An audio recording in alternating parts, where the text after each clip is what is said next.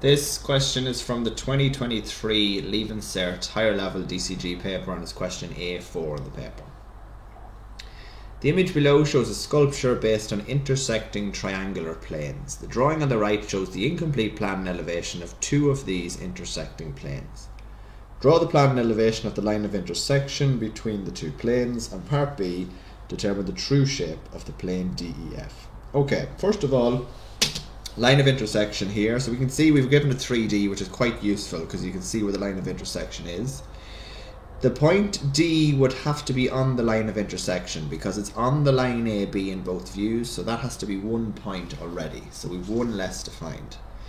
To find the other point of intersection, you do a horizontal cut through the two planes. So if I go from A across there, just because A is in the middle, it leaves it a little bit easier, and we have already A in plan. You take this cut anywhere and find those lines now in plan view. So on that plane ABC, it goes from A to that point on BC.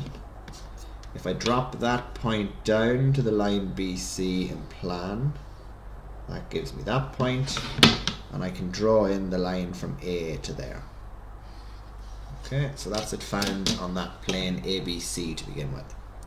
That also gives me a line on the plane DEF that goes from there to there. Drop that point down to the line DF. Where's DF now? That one down there, which is that point. And the other one down to the line DE, which is that point, and join the two. And where those two lines cross now must be another point on the line of intersection between the two planes. So once I've got 2 points, I can join the dots. I know it's D, and I can join down to there, and that gives me the full line of intersection now between those two planes. That's part A of the question finished. Part B, determine the true shape of the plane DEF.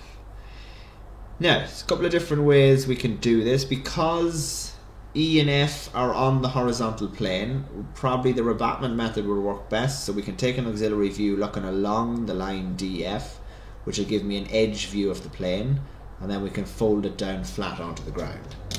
So if I extend FE towards the top right, draw my X1, Y1 perpendicular to that.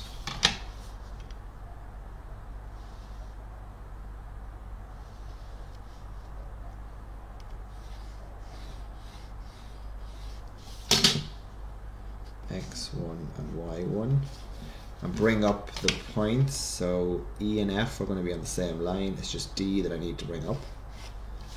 Same rules. Heights for an auxiliary view is from the previous XY line back. So in this case, it's up to front elevation. All I need is the height of D. So I'm going to measure from the XY line up to D. Mark up that height in the auxiliary view. And that gives me there's 3 points of the plane now. D and E and F are both on the ground, so that's those two there. That gives me an edge view of the plane in the auxiliary view. Once we have an edge view, we can hinge it down now flat onto the XY line. So if you set your compass from EF to D, swing that the whole way around till it's flat on the XY line, and bring that point back down to plan. So if we were to fold that plane flat onto the ground, the point D is going to go as far as that line there. So I bring D now straight down through, perpendicular to FE, because that's the hinge line. The new point D will go to there. And if I join that back to E and F, that will give me the true shape of that triangle.